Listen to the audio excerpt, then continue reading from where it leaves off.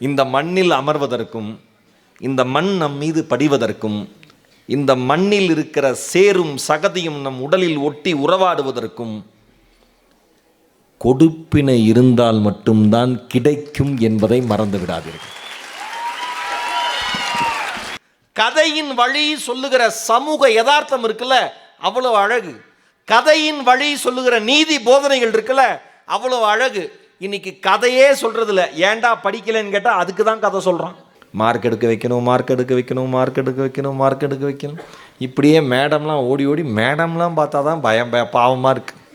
Sir மேடம்லாம் என்ன sir என்னாச்சு தெரியல மேடம், ரிசல்ட் வரல, என்ன ஆக போதோ நம்ம கிளாஸில், அந்த ஒரு பையன் மேலே டவுட்டாக இருக்குது மேடம், அவன் மட்டும் பாஸ் பட்டானா என் குலதெய்வத்துக்கு அளவு குத்திக்கிறேன்னு வேண்டியிருக்கேன். அவன் பாஸ் பண்ணுறது இவர் அளவு குத்துறாரு, இல்லைனா ஸ்கூலில் அவரை குத்துவாங்க. அப்படியே காலையில் சென்னையில் இருந்து கிளம்பி, சென்னையில் ஒரு 32-34 டிகிரி வெயில். அது வெய்ய காலங்களில் ஈவிரக்கமே இல்லாமல் ஒரு 40-42 அப்படி போகும். அங்கேருந்து ஒரு இன்னும் கொஞ்சம் கம்மியான வெயில் இருக்கிற கோயம்புத்தூரில் விமானத்தில் இறங்கி அங்கேருந்து அப்படியே மலை மேலே ஏறி, தூக்கமே இல்லை, விடிய விடிய ஷூட்டிங் வேறு. இங்கே அந்த ஒரு ஸ்கூல் ஒன்று, அந்த ஸ்கூல் குழந்தைங்கள்லாம் எல்லாம் இறங்கி நடந்து போயிட்டு இருந்தது. எல்லாம் குட்டி குட்டி குழந்தைங்கள்லாம் சந்தோஷமாக எல்லாம் அதில் பார்க்குறப்பயே இந்த இயற்கை கொஞ்சுகிற அழகு, அதில் பள்ளி மாணவர்கள் பள்ளி சீருடையோட நடந்து போகிறது, இதெல்லாம் பார்க்குறப்ப ஒரு கவிதை மாதிரி இருக்குது. ரொம்ப ரொம்ப மகிழ்ச்சி. நீலகிரியில் இந்த புத்தக திருவிழாவில் எனக்கு ஒரு புதுமையான அனுபவம். நீலகிரி புத்தக திருவிழா, இங்கே வருகிற எல்லா பேச்சாளர்களுக்கும், அறிஞர்களுக்கும், எழுத்தாளர்களுக்கும், கவிஞர்களுக்கும் இது ஒரு புதுமையான அனுபவமாக தான் இருக்கும். ஏன் அப்படின்னா, தமிழ்நாட்டில் நடக்கிற மற்ற வேறு மாவட்டங்கள் நடக்கிற புத்தக திருவிழாவில் மாலை நேரங்களில், இரவு நேரங்களில் பேசுகிறப்ப, மதிய நேரத்தில் ஒரு புத்தக திருவிழாவில் பேச்சாளர்களும் அறிஞர்களும் கவிஞர்களும் பேசுவதை கேட்பதற்காக பள்ளி மாணவர்களை அவ்வளவு அழகாக ஒருங்கிணைத்து அழைத்து வந்திருக்கிற இந்த மாவட்ட நிர்வாகத்தை நான் மனம் நிறைய பாராட்டுகிறேன். பொதுமக்கள் யார் யார் வந்திருக்கீங்க கை தூக்குங்க. சரி, மற்றவங்களாம் பொதுமக்களே இல்லையா? அதுக்காக தான் கேட்டேன், பொதுமக்கள் யார் யார் வந்திருக்கீங்கன்னு. ஒரு அக்கா சொல்லுது, நாமெல்லாம் இல்லடி பொதுமக்கள், நாமெல்லாம் கவர்மெண்ட் ஆஃபீஸில் வேலை செய்கிறோம், நம்மளாம் பொதுமக்களே கிடையாது. அப்படி அமைதியாக இருக்கான். ஒரு அக்கா கை தூக்க போச்சு, இன்னொரு அக்கா அடிச்சு விட்டுருச்சு, நீயா அதெல்லாம் பொதுமக்கள், நம்ம கையை தூக்கக்கூடாது அப்படின்னு. இதுதான் நாம்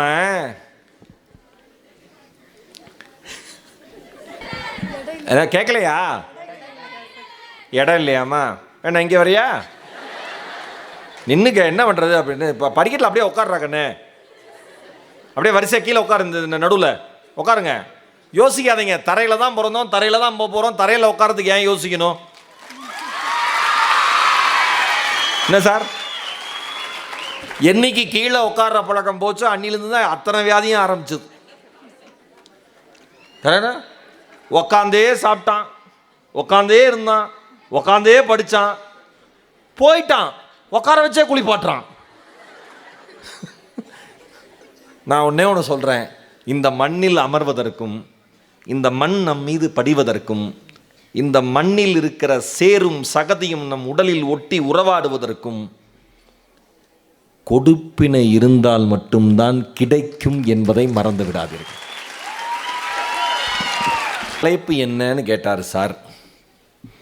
நான் என்ன நினச்சிக்கிட்டேன், எல்லாம் பெரிய பெரிய ஆளுங்க, நம்ம ஆளுங்களாம் உட்காந்துருப்பாங்க, ஸ்கூல் குழந்தைங்க தான் 4-5 வரும், அதனால் தலைப்பு சிதையா நெஞ்சுகொள் அப்படின்னு கொடுங்கன்னு. சிதையா நெஞ்சுகொள்னு ஒரு பாப்பா உத்து பார்க்குது, என்னவா இருக்கும்? தமிழ் தாண்டா. பாரதியினுடைய புதிய ஆத்திச்சூடியில் வருகிற ஒரு வரி சிதையா நெஞ்சுகொள்.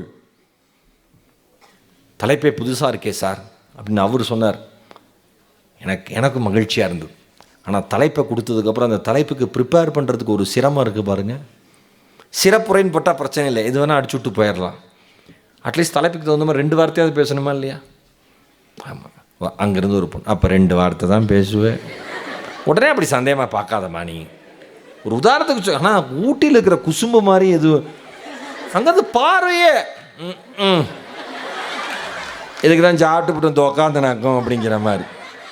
இங்கே வேற அந்த மேடம் தவிப்பில் ஹேண்ட்பேக் வச்சு போயிட்டு வாங்க மேடம் பரவாயில்ல. இப்போ ஃபோன் வசதியாக இருக்குது சார். எப்படின்னா சார், ஹலோ ப்ரோக்ராமில் தான் இருக்கேன், இந்த ஒரு நிமிஷம் வெளியில் வந்து பேசுகிறேன், நீங்கள் வெளியில் போய் பேசிட்டு உள்ளே வர ஆள். சிதையா நெஞ்சுகொள். இங்கே என்ன ஸ்டாண்டர்டில் இருக்கீங்க எல்லாரும்? இதுதான் ஸ்கூலுங்கிறது. அங்கே ஒருத்தன் பாருங்க, ஆஸ்பத்திரி டெலிவரி ஆகி நேராக வந்து இப்போ பேசிக்கிட்டு இருக்கான். எத்தனாவதுரா?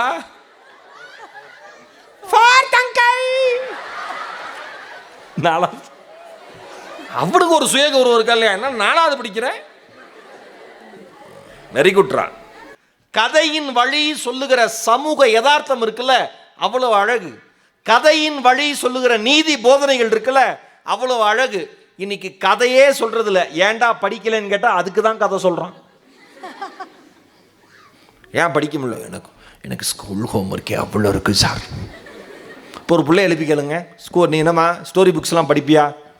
ஸ்டோரி புக்ஸ் படிக்கிறவங்களா கை தூக்குங்கடா சொல்லுங்களா. யாராவது கை தூக்குறவங்ககிட்ட என்ன புக்குன்னு கேட்பேன். அப்புறம் அதில் என்ன படித்தேன்னு கேட்பேன். போட்டுருச்சு 40 தூக்குச்சு, 38 கையை கீழே போட்டுருச்சு. என்னடி இப்படி சொல்கிறான் இந்த ஆள், டப்பு கை கீழே போடும். அது பக்கத்தில் இருக்கிற பிள்ளை சொல்லு, நான் தான் தூக்காதானே, நீ தான் தூக்குனேன். Very good. சும்மா பரவாயில்ல. இங்கே பாருங்க தங்கம், நான் ஒன்றே ஒன்று சொல்கிறேன். படிக்கிற பழக்கம் எப்படி தெரியுமா தங்கம்? ஃபஸ்ட்டு குலோப் ஜாமுன் சாப்பிட்றப்ப தங்கம், இது நமக்கு ரொம்ப பிடிக்கும் அப்படின்னு நினைச்சு சாப்பிட்டீங்களா? இருக்காது. ட்ரை பண்ணலான்னு சாப்பிட்ருப்போம். கரெக்டாக எல்லா ஸ்வீட்ஸும் எல்லா ஸ்நாக்ஸும் அப்படி தானே சாப்பிட்ருப்போம். ஆனால் அதை சாப்பிட்டோன்னே மற்ற எல்லாத்தையும் விட அது ரொம்ப பிடிச்சிருச்சு. வாசிப்பும் அப்படி தான். நீங்கள் முதல்ல முயற்சி பண்ணணும், ட்ரை பண்ணணும். வாசித்து பழகிட்டீங்கன்னு வச்சுக்கோங்களேன், ஒரு முறை அந்த சுவை உங்கள் இதயத்தில் பட்டுவிட்டால் வாழ்நாள் முழுவதும் மிகச்சிறந்த வாசிப்பாளராக நீங்கள் வாழ்ந்து கொண்டே இருப்பீர்கள். இந்த டீச்சர்ஸ்க்கெலாம் இன்றைக்கி ப்ரெஷர் தாங்காமல் படிக்கிறதே இல்லை பாவம். அத்தனை பேரும் மார்க் எடுக்க வைக்கணும். இப்படியே மேடம்லாம் ஓடி மேடம்லாம் பார்த்தா தான் பாவமாக இருக்குது. சார் மேடம்லாம் என்ன சார் என்னாச்சு தெரியல மேடம், ரிசல்ட் வரல, என்ன போதும் நம்ம கிளாஸில் அந்த ஒரு பையன் மேலே டவுட்டாக இருக்குது மேடம், அவன் மட்டும் பாஸ் பட்டானா என் குலதெய்வத்துக்கு அளவு குத்திக்கிறேன்னு வேண்டியிருக்கேன். அவன் பாஸ் பண்ணுறதுக்கு இவர் அளவு குத்துறாரு, இல்லைனா ஸ்கூலில் அவரை குத்துவாங்க. நிலைமை அப்படி இருக்குது. இன்றைக்கி எல்லாருக்கும் மன அழுத்தம் அதிகமாயிருச்சு. நான் ஏன் இந்த தலைப்பு கொடுத்தேன்னா, பாரதியினுடைய புதிய ஆத்திச்சூடியிலிருந்து சிதையா நெஞ்சுகொள் என்கிற தலைப்பு கொடுத்ததற்கான ஒரே ஒரு காரணம், இன்றைக்கு இருக்கிற வாழ்வியல் சூழலில், இன்றைக்கு இருக்கிற சமூக அழுத்தத்தில், இன்றைக்கு இருக்கிற பரபரப்பான வாழ்க்கையில் நம்ம மன சோர்வுங்கிறது அடிக்கடி வந்துடுது. சின்ன தோல்விகளுக்கு கூட தவறான முடிவுகளை எடுக்கிற தைரியம் எப்படி வருதுன்னு ஆச்சரியமாக இருக்குது. அதனால தான் மகாகவி பாரதி சொன்னார், வாழ்க்கையில் என்ன நடந்தாலும் பரவாயில்லடா, உங்களுக்கு பிடிச்ச பாட்டு, உங்களுக்கு தெரிஞ்ச மொழியில் ஒரு பாட்டு பண்ணார். உச்சி மீது வானிடிந்து வீழுகின்ற போதிலும்